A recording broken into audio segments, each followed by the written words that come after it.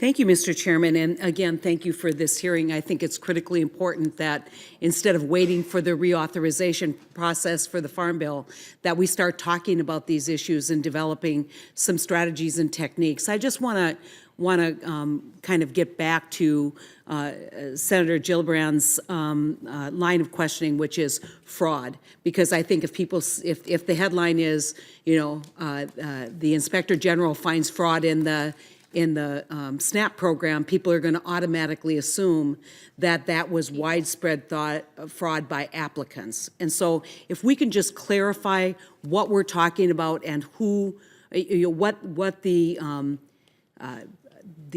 let's just be charitable and say the misunderstandings were with the state, I think it would be really important that we make sure that we understand what we're talking about here. Ms. Coffey?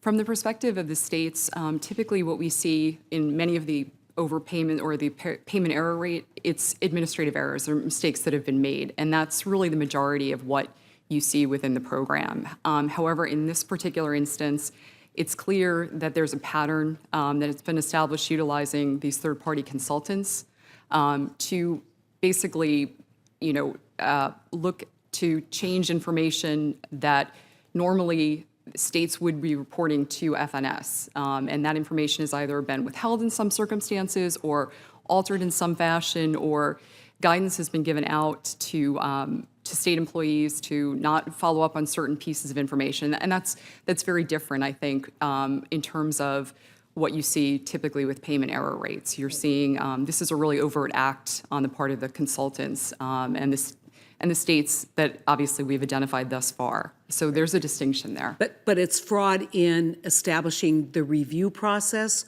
or it's fraud in putting more people on the program, on the SNAP program, who are unworthy, or we don't know whether they were unworthy or not. It's basically we can't say because the information was not accurately followed up upon. Right. So I just want to clarify that what we're talking about when we talk about fraud and mismanagement is at the state level, where they're administering this program.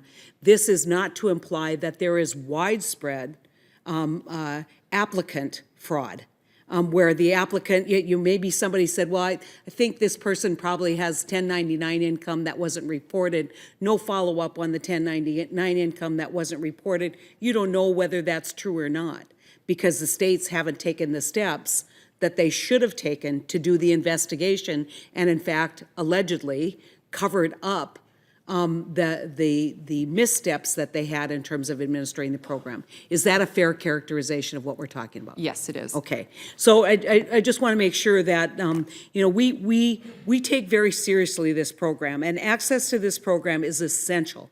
It's essential for people who live below the poverty line. It's essential for seniors. It's essential for our recovering and veterans who are coming back, who are struggling with the transition back into civilian life. So we don't want a headline coming out of this saying there's widespread fraud. And it's really unfortunate that the states have not followed the proper procedure.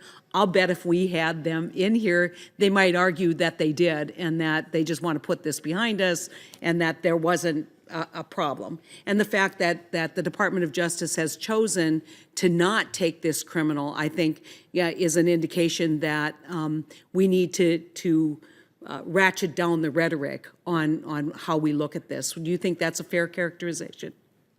I believe it is, and that's part of the reason we don't talk about the states that are currently under review in the investigation, because we don't want to unfairly accuse anyone or anything at this point. And I would argue that the federal administration of these programs, not the Inspector General, but the federal administration of the program, not setting broad guidelines, not auditing and appropriately overseeing the state administration of these programs, has led, and I see Mr. Hardin's nodding his head, has led to the confusion and has led to this problem. So I think there's opportunity for criticism all around. Is that a fair characterization? Mr. Hardin? Yes, it is. Yeah. Mr. Lips, I know you're new to this business. I hope you're taking this all in, because it's not going to be okay with me. As somebody who was a state official who worked with federal programs, who may have gotten dinged on an audit, can't remember if I did or not, but I know there's other ways to look at it, and it's really important that we not throw out the baby with the bathwater, not have a broad statement that there was widespread fraud, waste, and abuse in the SNAP program, but that we take the information that we've gotten today and change outcomes by being more directive and looking at solutions like Senator Gillibrand's bill. So I look forward to working with this committee as we move forward with the Farm Bill.